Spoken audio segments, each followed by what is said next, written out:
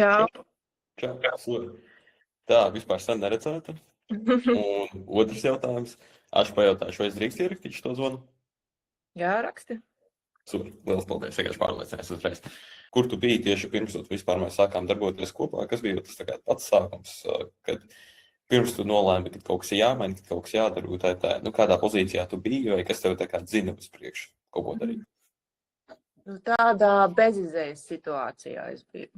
Man likās, ka viss, ko es daru, man nekas nesanāk, un es mēģinu to, man nesanāk, mēģinu šito, man arī nesanāk, un kur lai es neietu, ko man nepiedāvātu, tas manā gadījumā kaut kā nestrādāja. Man likās, tas man kā ar katru reizi tās manas rokas nolaiž zemāk un zemāk, un vairs tās motivācijas vai īsti nav, jo tāpēc, ka tu neredzi to rezultātu. Un tad viss ir slikti, tad vairs neko negribās, un tā dzīve uzreiz paliek tāda drūmāka, un tā, jā. Sadzirdēt.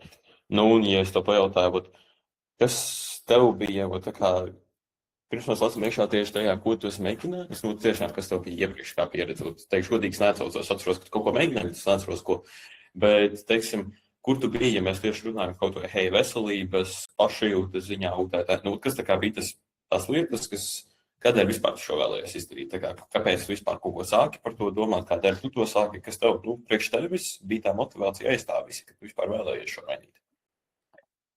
Tāpēc, ka man nepatika tas stāvoklis, kurā es esmu, man nepatika, kā es izskatījos, es daudz ko negribēju darīt tam dēļ mana tā vizuālā, jā. Nebija par to priecīga, un es gribēju to mainīt, lai es sevi beidzot atkal iemīlētu, un būtu tā pati priecīgā manis versija, nevis tāda drūmā, tāda neapmierināta, un tā, jā. Ok, paldies, ka padalījies. Ja es pareizi atceros, pirmā bija tā, ka tu arī darbos bišķi pazudi, un tā tu nonāci līdz tam punktam.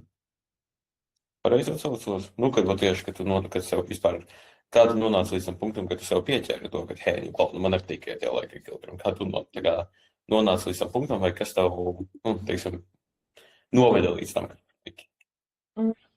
Patiesībā, kā pēc bērna piedzimšanas, man pienāca klāt par pāris kaut kādi, varbūt 4 kilogrami,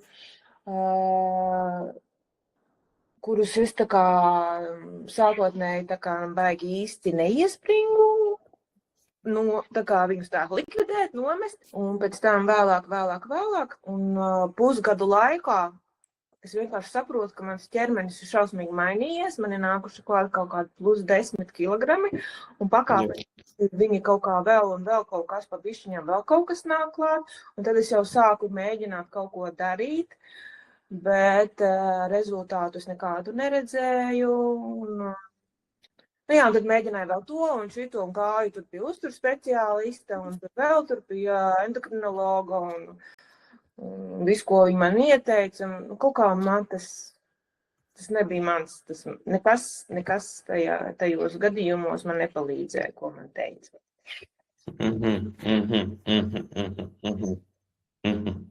Sadzirdēt tā.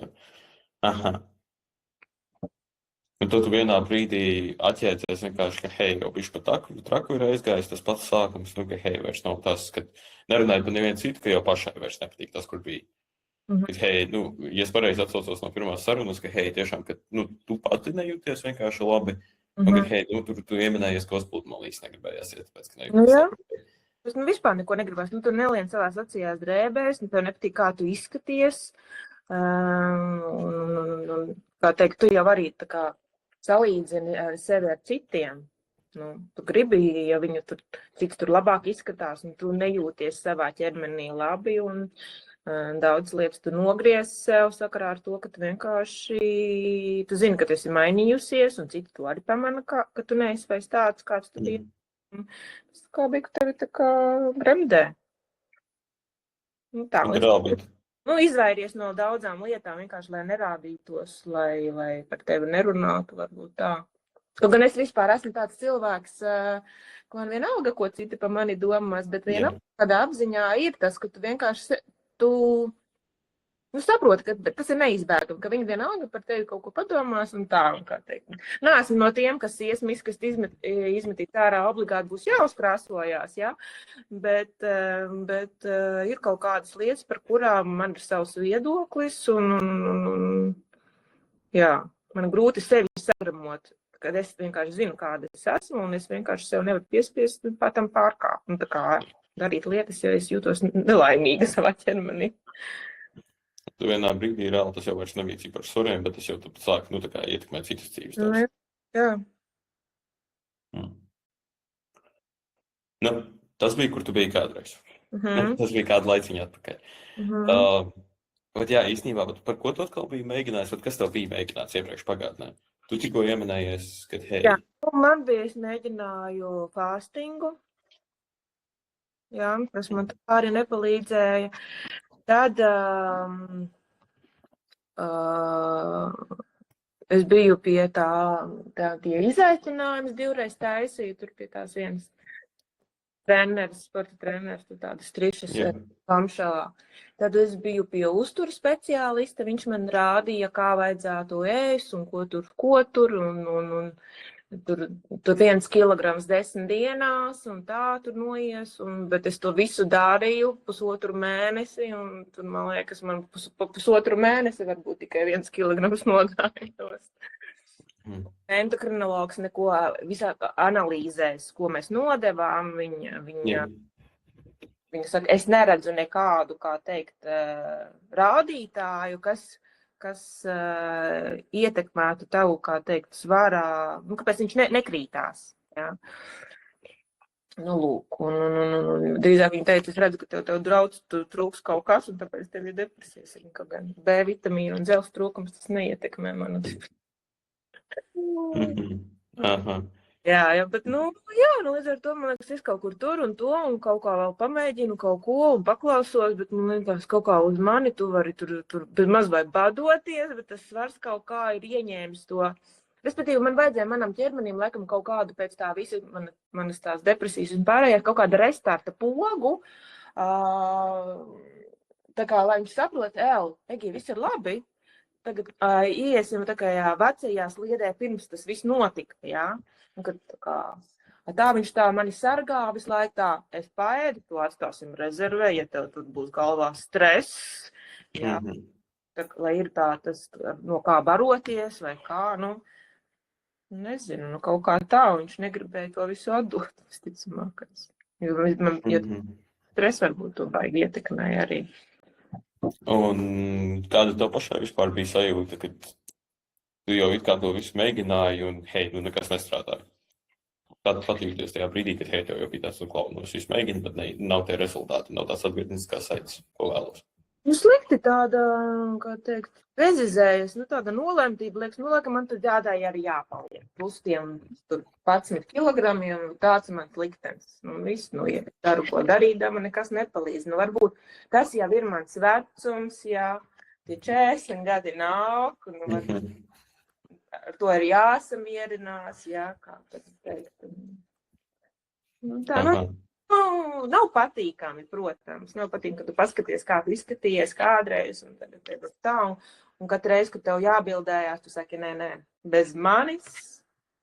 Un pēc tam tu padomā, ka bērns aug, un viņam bildes būs pārsvarā ar tētu un citiem, bet bez mammas, tas ir bēdīgi. Jo vienkārši mamma negrib bildēties, viņai nepatīk savs atspūks. Ja tomēr bija tik slikta, tā kā tiešām neforši pieredze iepriekš, kad sanāca gan tā apdedzināties daļai, gan arī bija tāds sajūta, ka viss nekas nestrādā. Kas tev lika rīkoties? Kā tu tā izdomāji, ka, hei, tomēr es nepadošos, tomēr es iešu tālāk mēģināšu, un kā tu beigās izdomāji, ka, hei, uzrakstīji? Kas tev lika? Nekas tev lika, bet kā tu nonāci līdz tam, ka tomēr gāji uz priekšu un neapstājies? Varbūt tas, kad es redzēju tavos videos, kad ir kaut cilvēkiem rezultāti, un man tā, varbūt man vēl šis jāpamēģina. Nu, varbūt vēl nav viss mests zemē, un tā, ka varbūt ir vēl kaut kāds mazs nieciņš, kas varbūt tomēr nepamēģinot neuzzināsi, bet varbūt tieši šis variants, ko tu man varbūt piedāvāsi, man aizies.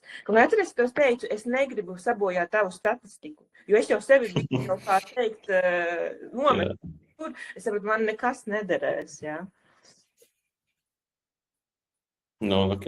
Aha, bet tomēr izdomāju, ka tomēr gribu pamēģināt, paskatīsimies. Tāpēc, ka man ļoti gribējās, un tomēr es ļoti ceru, es domāju, ka varbūt man nekas nesanāks, bet es dziļi sevī cerēju, ka, varbūt, es jau neko nezaudēšu, nepamēģinot. Tā. Ok.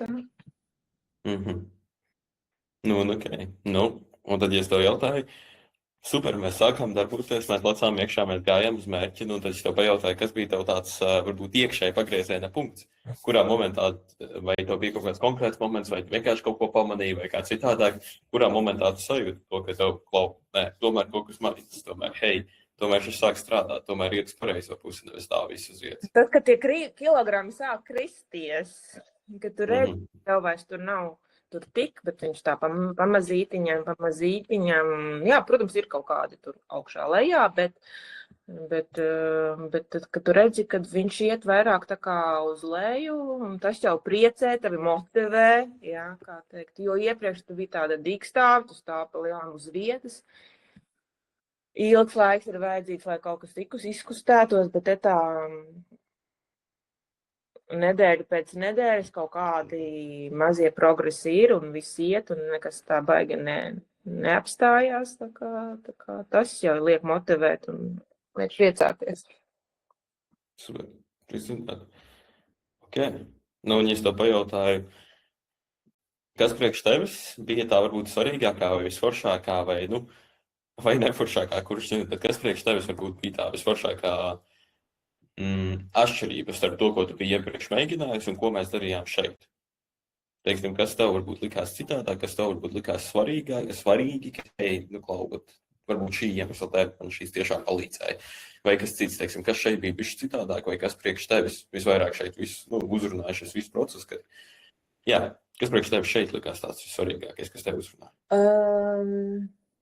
Tad tavs atbalsts, tie visi video par to, kā nepazaudēt sevi, kā nepārēst tur saldumus, viss tas tāds, ko mēs varbūt ikdienā par to tā neaizdomājamies, bet tu tā kā ar lietām, ar vārdiem pastāsti, ko mūsu ķermenis domā, kā uz to reaģēt, kā sev, kā teikt, arhīvos nolikt informāciju par to, kā uz priekšdienām skatīties, uz ēdienu. Tās visas lietas, tas ir ļoti noderīgi.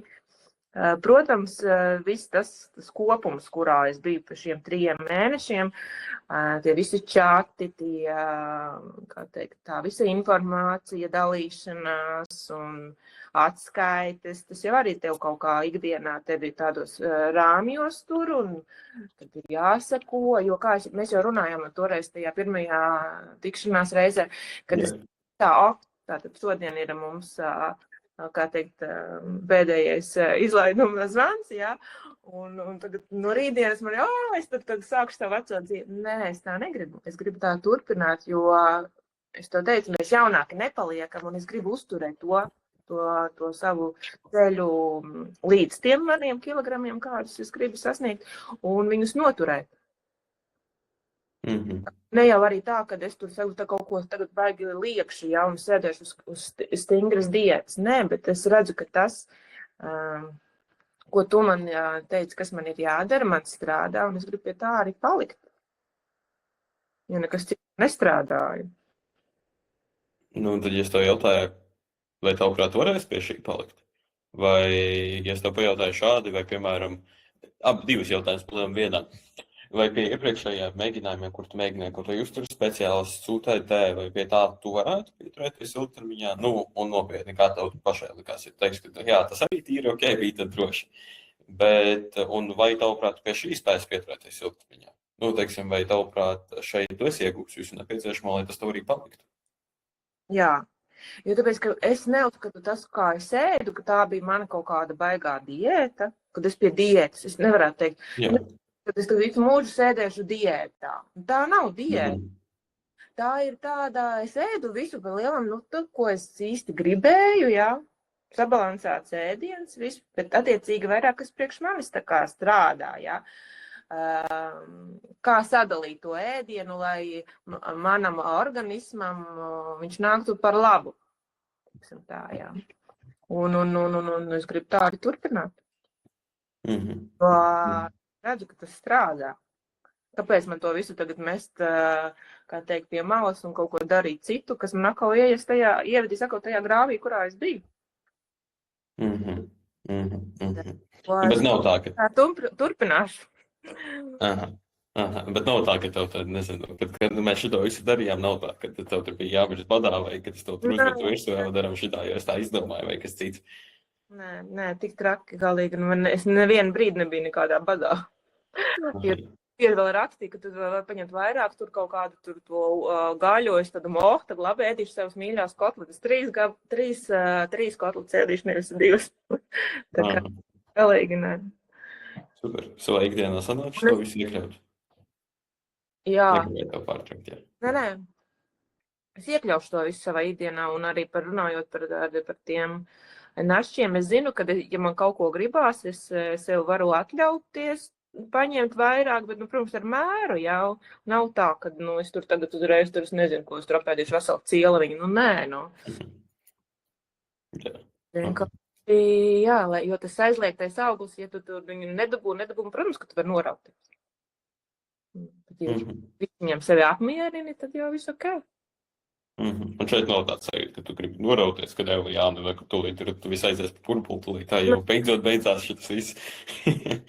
Jo es arī zinu, kā ir, ko tu tur stāsti, ja, par visām tām lietām, piemēram, par tiem vīniem. Ja. Man kādreiz arī bija tā, kad man piekdienās vienmēr likās, man tā vīna glāze, tas ir viss, un tad citu, ko man vajag, un citu mani vajag nost.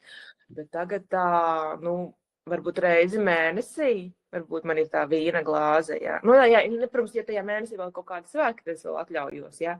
Bet tā, kad, tā nav man tāda piekdienu ikdiena, jā, piekdienu vakar ikdiena. Jo es saprotu, ka tās alkohola kalorijas ilgāk pārstrādājās, un tad nākamajā dienā tu gribi kaut ko vairāk, pēc tam varbūt kaut kā teikt uzēst, jā, vai kā. Ar to es izvairos no tā. Es tā savu smadzenes arī tā kā mēģinu pieradināt. Nē, to mums vairs nevajag. Tagad, ja ir kaut kāda tusiņa tikai tā vienkārši tāpat mājās, ka tu gribi atslābināties, iztiksim arī bez tā. Tā pamatā kaut kādām lietām. Tad arī veikalā tu jau sāc vairāk tā man vajag tur to piespienu, tad man vajag tur to. Tu tā kā, jau apmēram tu filtrē, ko tev vajag vairāk nopirkt, jā, ko mēs izvairamies, kas tur kā, tas... Jā. Tā programma, ko tu ieprogrammēji jau sevi. Tā. Super, priecājot. Ja es tev pajautāju, kāds rezultāts esam sasnieguši. Ja es pasaku priekšā, hei, palielam saldētas tie 10 kilogrami, ap to. Viņus arī smuki nokrities. Jā, man tev jautājums, vai pašai patīk rezultāts, ko mēs esam sasnieguši, vai patiesi apmierināt, vai pašai tas ir kaut ko mainīgs. Tā kā vispār pašai patīk tas, ko mēs esam sasnieguši. Protams, es savādāk jūtos drēbē. Man vēl ir jau, protams, tas ceļš vēl jāiet, līdz tiem 70. Bet es neizslēdzu, ka es varētu nākamajos 3 mēnešos arī viņus sasniegt. Jā, es redzu, kā spogulī, es redzu, kā drēbes savādāk sēž, un jūtu viduklī jau tādu vieglumu, un es katru rītu cenšos. Es jau grūti, ir dienas, kad ir grūti, bet es vienalga ir tie mīnus, es cēlos, es gāju ārā staigāt to savu mazo apli no rītiem, vakarot, tās lielākas, bet no rītiem tas mazāks. Un tā ir tā mana rutīna, pie kuras es gribu arī tā kā palikt un ar to tā kā dzīvot, un tas visu, tas man cēl mērķi, izskatīties tā, kā es gribu, lai es mīlētu sevi. Vai labi? Ok. Ok. Poši mēs esam saldējuši tos 10 kilogramus, bet vai tas tev ir kaut ko mainījis? Vai tas tev reāli tā kā ir kaut ko mainījis tavā, nosauksim ikdienā vai dzīvē, bet tā kā nevis gluži, ka tu tā veselīgāk, bet tā kā vai tu jūties labāk pat? Vai, piemēram, vai tu sevi varbūt vairs tādā veidā neierobežo, vai varbūt tu nopirki kādu jaunu, kleitu vai kādu citu drēbi gabalu, vai ir kaut kas tāds mainījies? Nē, drēbes es vēl pagaidām tā baigi jaunas tā īsti neesmu pirkusi. Bet apspīlētākas drēbes es tagad atļaujos uz to gan jau. To gan jau. Un, protams, ir jau darbā arī komplimenti jau, ka kaut kā tu esi mainījusies, seja tāda slaidāka ir palikusi. Es bildēs jau arī redzu, ka nav vairs tie vaidziņi tādi, kādi man bija iepriekš, ja. Līdz ar to, protams, tu pats reiz tāds priecīgāks esi, ja, kad tu redzi, kā tu izskaties, ja, kad tu esi apmierinātāks ar sevi. Tas jau daudz ko arī izsaka. Vai tagad vispār ir tā, ka hei vairs nedomā par to tā ikdienā, negatīvā veidā? Kad tik stipri, tev es laiku, kad, nezinu, tas sēž kaut kas smadzenes prāta aizmugurē, ka domā, nē, nav tās, vai hei, to negribas darīt, tāpēc, vai vismaz tas palicis mazāk? Tas jau, un arī vēl joprojām ir tā, zinot, jā, tā vasara nāk, un tā motivācija nekur nav pazudusi, tā vēl projām ir, un ir vēl jaudīgāk, es ceļš vēl tās drūmās dienas, tumšie sāk pamazām sarukt, tās gaišie rīti jau nāk, un tas var tev vairāk, jā, un ir tā, ka nav tik grūti piecelties tajos 6:30 un iet un staigāt, un jā, līdz ar to, protams, ka tu jūties labāk, un dzīve paliek rožaināka, jā. Super, tas galvenais. Ok, feini, prieks dzirdēt. Ok, tad palēm var teikt pēdējais jautājums no manas puses. Vai tu šo ieteiktu kādam citam? Vai kāds cits, piemēram, domā, vai šo darīt vai ne, vai kādam tu ieteiktu šo? Noteikti. Ok, super. Un ko tu pateikt, piemēram, cilvēkam, kurš tā domā, varbūt pat īstenībā līdzīgi kā tu, varbūt kādai citai dāmai, kādai citai sievietei, kura varbūt arī pagātnē visu kaut ko ir izmēģinājis, kurai arī varbūt nav sanācis, kurai ir bijis tāds, varbūt jau vairs man nekas nestrādā, vai pilnīgi tāda sajūta, ko tu teiktu, tai citai sievietei, tai citai dāmai, ja viņi ir tādi uz robežas, tā kā šo darīt vai nedarīt, vai tas man vispār palīdzēs, vai tas vispār būs izdarāms, vai nebūs tā, ka man būs jāmirst badā vai kas cits, ko tu teiktu kādam citam cilvēkam, kurš tā kā ir uz plašas robežas, domā, vai šo darīt vai ne? Es teiktu, ka ir jāmēģina, jo es teiktu savu piemēru, kas ar neticēju. Es neticēju, ka man kāds vēl var palīdzēt tik saļā no maniem liekiem kilogramiem. Redz, ka var. Un ar to, lai Linta krūmos ir jāmēģina. Ir jāmēģina un jāatrod tas variants, kurš derēs tev, jā, lai tiktu nost prom no tā visa sliktā, kas ir tevī. Jo tie kilogrami traucē dzīvot. Tu gribi izskatīties labi, tu gribi priecāties, un tā, ja sevišķi tu zini, kā tu izskatījies, un tas cilvēks arī var ievest depresijā. Vai esam tev izvalkuši bišķi ārā no tā visa? Nu jā, paldies tev. Super, paldies tev. Vai paties priecīgi, ka tu vispār izdarījām? Jā. Tas ir galvenais. Es neko nenozēloju. Tikai ļoti priecāju, tomēr izdarīju un aizrakstīju tev, un mēs parunājāmies, un es visam piekritu.